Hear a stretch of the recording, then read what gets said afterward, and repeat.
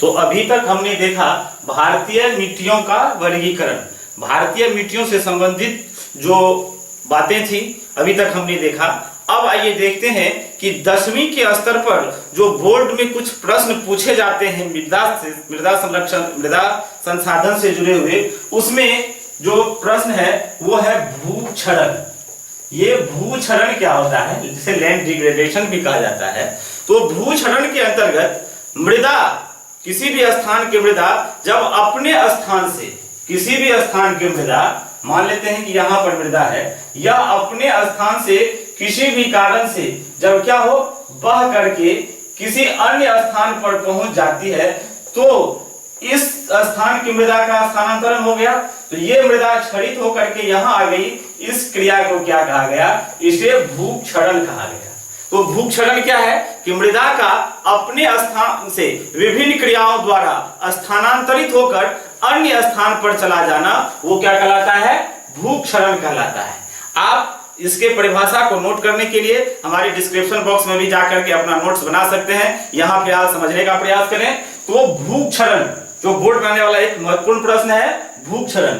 इसके बाद का प्रश्न आ जाता है कि मृदा अपर्दन, ये मृदा क्या होता है।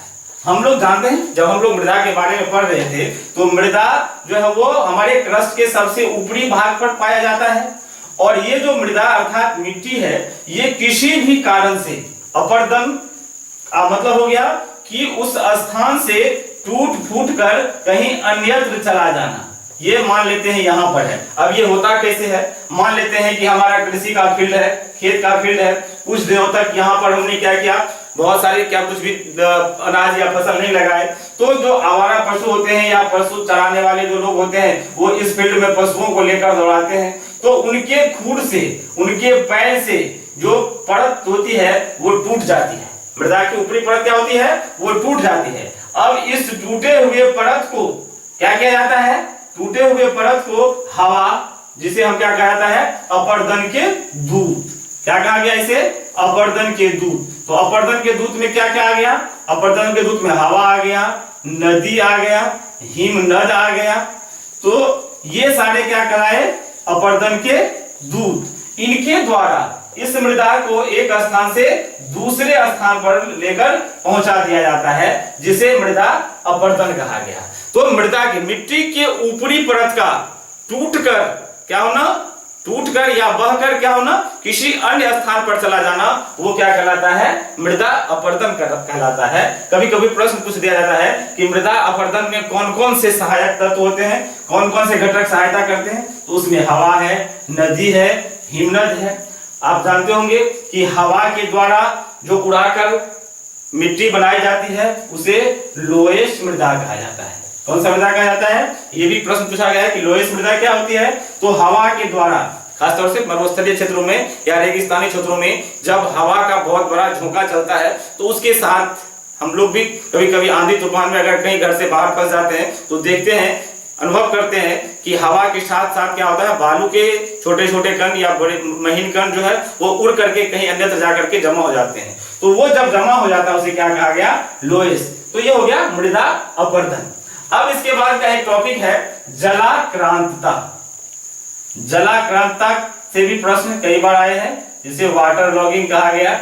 ये वाटर लॉगिंग क्या होता है, तो आइए देख लेते हैं। जलाक्रांतता क्या होता है कि बहुत सारे क्षेत्र में, खासतौर से पंजाब और हरियाणा के क्षेत्रों में क्या होता है, अधिक सिंचाई करने के कारण क्या होती है, वहां अधिक सिंचाई करने के कारण मिट्टी में, वहां की जो मिट्टियां होती है उसमें लवणीय एवं क्षारीय गुणों में क्या होती है, एकाएक वृद्धि हो जाती है, और वृद्धि हो जाने के कारण भूमि की उत्पादन क्षमता जो होती है वो कम हो जाती है। और जैसे ही वहां भूमि की उत्पादन क्षमता कम होती है, तो वहां जल का जमाव होना शुरू हो जाता है। भूमि की उत्पादन क्षमता क्या हो गई, कम हो गई, तो जल का जमाव वहां शुरू हो गया। क्योंकि वहां तो कोई चीज का उत्पादन हो नहीं रहा है, तो वाटर क्या हो गया, वहां अपना बसेरा बना लिया, वहां जमना शुरू हो गया। उस तरह की क्रिया को क्या गया, जहां जल जमना शुरू हो गया, उसलिए से क्या कहा गया, जलाक्रांतता कहा गया। तो इसे भी आप डिस्क्रिप्शन बॉक्स से इसका नोट्स ले सकते हैं। आगे है मृदा संरक्षण, ये बहुत इंपॉर्टेंट पॉइंट है, मृदा संरक्षण, सॉइल कंजर्वेशन। अब देखिए कि हम लोग मृदा से संबंधित बात कर रहे हैं, तो मृदा को बचा कर रखना भी क्या है, हमारे लिए बहुत जरूरी है। तो इसके लिए 1953 ईस्वी में, कब, 1953 ईस्वी में एक केंद्रीय मृदा संरक्षण बोर्ड का गठन किया गया, जो मृदा के संरक्षण के लिए उपाय किए जाने लगे। तो मृदा का संरक्षण क्या होता है, पहले हम लोग जान लें कि मिट्टी के कटाव तथा भू निम्नीकरण से मिट्टी की उर्वरा शक्ति या उसकी उर्वरता की कमी को रोकने की क्रिया जो होती है वो क्या कहलाता है, वो मृदा संरक्षण कहलाता है। अर्थात हमने देखा कि मृदा भूक्षरण हो गया, मृदा अपरदन हो गया, तो इन दोनों प्रक्रियाओं को, एक तो भूक्षरण को, दूसरा मृदा अपरदन को रोकना क्या कहलाएगा, मृदा संरक्षण कहलाएगा। अब ये मृदा संरक्षण हम कैसे कर सकते हैं, तो मृदा संरक्षण के लिए कुछ उपाय सुझाए जा रहे हैं। जैसे हम लोग क्या करेंगे, समोच्च कृषि करेंगे। समोच्च कृषि मतलब कंटूर प्लगिंग, कि खेतों की जो जुताई करते हैं वो कभी कभी हम लोग क्या करते हैं, इस तरह से अवनलिका कृषि करते हैं। ये नहीं, उसको हम घुमा के करेंगे तो बीच में ही क्या होगा, उसका सारा पानी होगा, वो नाली बना करके बाहर नहीं निकलेंगे। तो ये समोच्च कृषि हो गया। फिर उसमें हम सोपानी कृषि कर सकते हैं। सोपानी कृषि कहाँ होता है, ये पहाड़ी क्षेत्र में होती है। पहाड़ी क्षेत्र में जो कि ढलान होती है, तो यहाँ पर जो भी कोई मृदा का अंश होगा वो क्या होगा, पानी के साथ बह जाएगा। लेकिन यहाँ यदि हम उसको रोक करके मेड़ के रूप में अलग अलग जगह पर हम सीढ़ी जैसे खेत बना लें और वहां पर करें, तो ये क्या होगा, पानी नीचे नहीं जाएगा। तो ये क्या हो जाएगा, ये सोपानी कृषि हो जाएगा। इसके बाद हम वहां क्या कर सकते हैं, मृदा का अपरदन रोकने के लिए हम फसल चक्रण की पद्धति अपना सकते हैं, कि ऐसे जगह पर हम फसलों को बदल बदल कर लगाएंगे, वो फसल चक्रण हो जाएगा।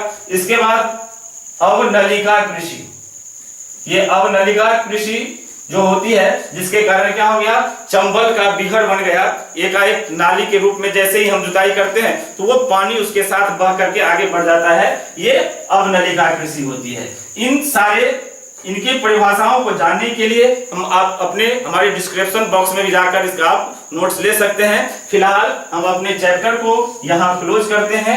तो अब हमारा मृदा और भूमि संसाधन से संबंधित जो चैप्टर चल रहा था, आज यहाँ पर उसका समापन हो गया। इससे जुड़े हुए प्रश्नों को हम विशेष रूप से अगले एपिसोड में लाने का प्रयास करेंगे।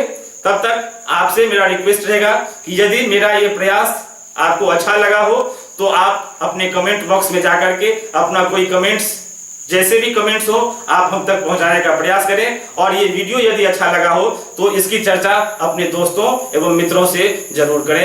धन्यवाद।